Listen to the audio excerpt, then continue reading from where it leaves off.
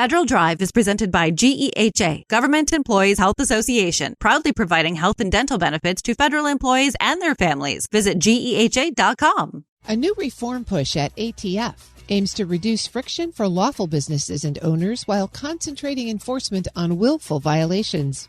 The challenge is maintaining that balance as expectations around safety and accountability remain high. Joining me to discuss ATF's shift in focus is the ATF Director, Robert Cekada. Director Cekada, it's great to have you on the show. Thank you so much for joining me. Thank you very much, Terry. Good morning. You've described this as a new era of reform at ATF. Since you've been there, what have you noticed that really needed to change? So I've been here at ATF for this is my 21st year, but I've been working with ATF in a setting as a task force officer back since 1994. I was a police officer and detective in New York City, and we worked with ATF on violent crime and gang cases from that time. So I have a very long history of doing criminal enforcement work with ATF. So our folks are very much focused on violent crime and have been for a long time. There's only, to be very clear, there's two groups of folks here that are focused on different things. We have our industry operations investigators. They're focused on the regulatory side of what ATF does, and they're not actually involved they're not involved directly in any sort of criminal enforcement. They do work hand in hand with our agents, and they help to provide some information that they may glean from their inspections where they think that, for example, they could find some information that they could be helpful in a potentially a firearms trafficking investigation. But although their title says investigators, they are truly not investigating violent crime or conducting a firearms trafficking investigation. That's what the agents do. The agents conduct criminal investigations. So we both have very important but very distinct jobs. And ATF, I think, frankly, from my perspective, we're the only federal agency that works for the Department of Justice whose core mission is focused on violent crime. And that's violent crime committed by folks who illegally use firearms, folks that are gang members, prohibited persons, cartel members, illegal aliens, you name it. And in addition to areas of expertise in field of arson investigation, there are no other federal investigators in the United States that have the expertise that ATF does as it relates to arson. And then we also are tasked with conducting investigations related to the criminal use of explosives. There alone, we handle about 3,500 arson and explosive incidents every year around the country. And so what are the reforms that you are focused on in your new era of reforms? So in the area, specifically in the area of reform, during the last administration, there was quite a bit of effort set on creating regulations that were, frankly, I think, intended by the folks who put them together to try and reduce violent crime. Unfortunately, the regulations, as we all know, are followed by people that are law-abiding citizens, and all it does for law-abiding citizens is create additional burdens because gang members are not following regulations. Gang members get their firearms illegally in the first place. The regulations are not helping us prevent a shooting per se. It's just creating an extra layer of paperwork and process that's put on the American people who actually abide by the law very well, I think, and to include the members of the firearms industry who for probably the last 20 to 30 years consistently, we've had a very low rate of folks that are not compliant with regulations. It's always less than 1% of the industry that we have some issues with. Some of it's malicious, and we prosecute those folks criminally.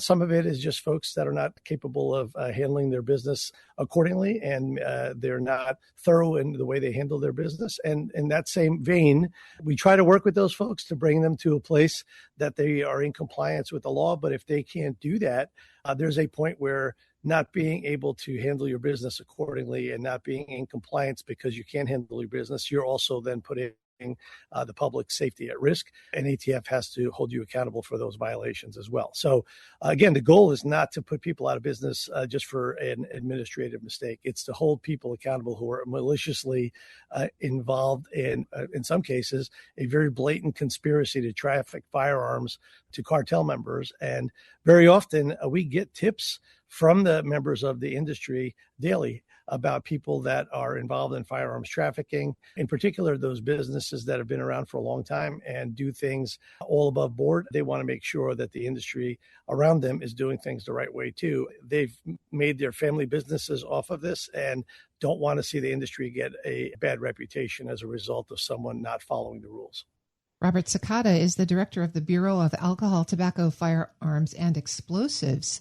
Mr. Cekada, then how do you think about the balance of the ATF mission? Where does it spend most of its time between regulation, enforcement, and that partnership with industry? So I think it's separate, right? As I mentioned, we have our criminal enforcement responsibilities and our industry responsibilities that happen at the same time. And the industry operations investigators in particular, they're focused on firearms and the explosives industry. We are tasked with regulating both.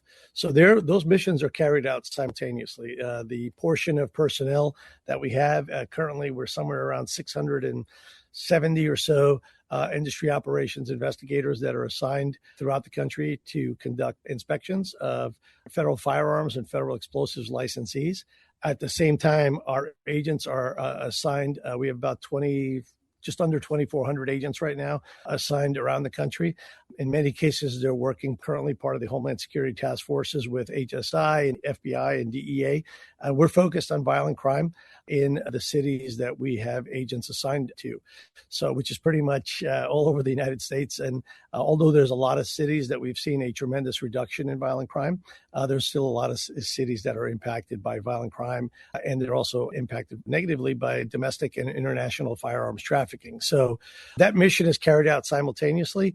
And we've carried that balance out for as long as ATF has been around. But I'll be frank, the last series of regulations under the last administration put ATF at great harm. It was not received well by the public. It was not received well by, frankly, both chambers of the House and Senate. So much so that ATF budget was threatened to be cut by almost $400 million in 2025, which would have resulted in ATF being shut down. We would have had to RIF 1,400 employees. And with 1,400 employees gone, there's no purpose in having an ATF anymore. We would not be able to carry out our mission. And that would be a waste of taxpayer money to keep an agency around like that. In that same vein, there is a overt discussion of moving thousands of agents to the FBI, 3 months later over to DEA. And then today we're still here. We're here. Why? We stayed focused on violent crime.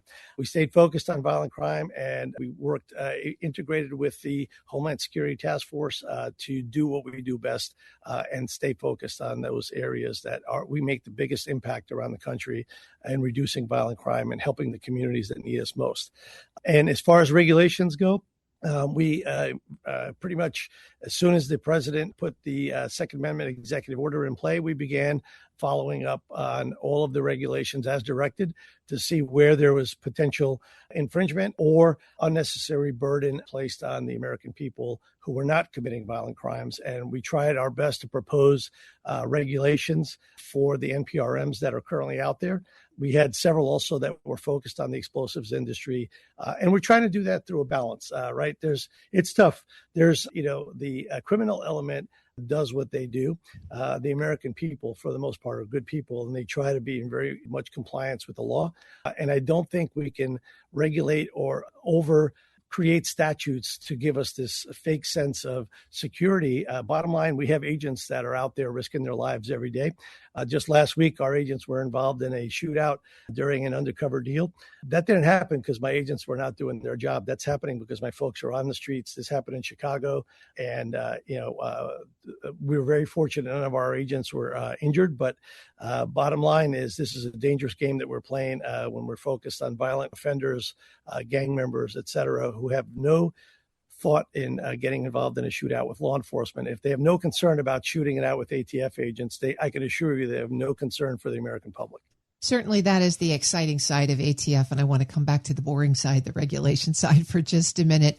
Putting out a package of 34 rules and regulations changes is no small feat. It's a lot of work to get that put all together. And you've been very clear that you think the focus is on easing regulation for the law-abiding public.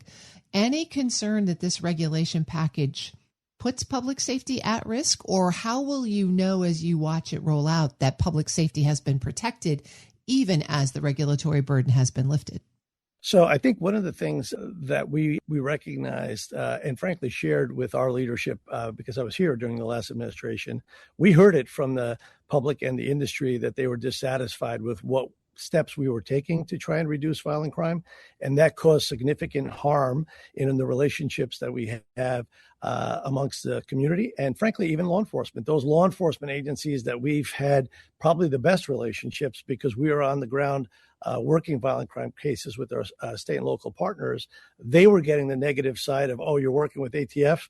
That was causing them quite a bit of headache from their communities who felt that ATF was an agency that was, frankly, not doing their job. They were taking the easy road and holding good American people accountable for what the criminals were actually doing. So we put these regulations together, and there's a lot. There's 34 of them. 32 pertain to firearms. 2 are focused on explosives. The explosives regs, frankly, have been being worked on for a long time. There's a few more that, for whatever reason, some of these things take a long time to put together. Our attorneys and our experts under the enforcement programs and services here at ATF spent quite a bit of time putting these regulations together. We looked at the areas of risk, and I think we did a pretty good job. I think I mentioned that I've been doing this for 34 years. My goal is not here to appease anyone. I don't owe anyone any favors. I'm not seeking any political office. We are trying to do a good job, and we're also trying to do it by maintaining a balance where our agency, again, I believe, and maybe I'm biased, that we are the best suited to fight violent crime as it relates to firearms in this country. And I think if we can't thread that needle to stay in the middle of the road as much as possible and focus on the people responsible for violent crime, losing ATF as a tool that the government has would undoubtedly increase violent crime around the cities in the United States. And I think we tried to put these regs out with the greatest concern that, hey, did we miss something here that could put the public at risk? And I think we did a good job, but I'll be frank, that's what the purpose of these 90 days that folks have to review all of these regulations are for. We've set several stakeholder meetings with our state and local partners, the members of the different gun control organizations. We've met with some of the 2A groups. We've also met with, I'm sorry, I didn't meet with them yet, but I scheduled a meeting with the Conference of Mayors for next week so that we can hear from them as well. I was just at the Conference of Mayors in California last Friday, and I was asked about a couple of the regulations, and one in particular was a question related to, oh, well, now people can just buy guns online and have them delivered to their house. And that's not true.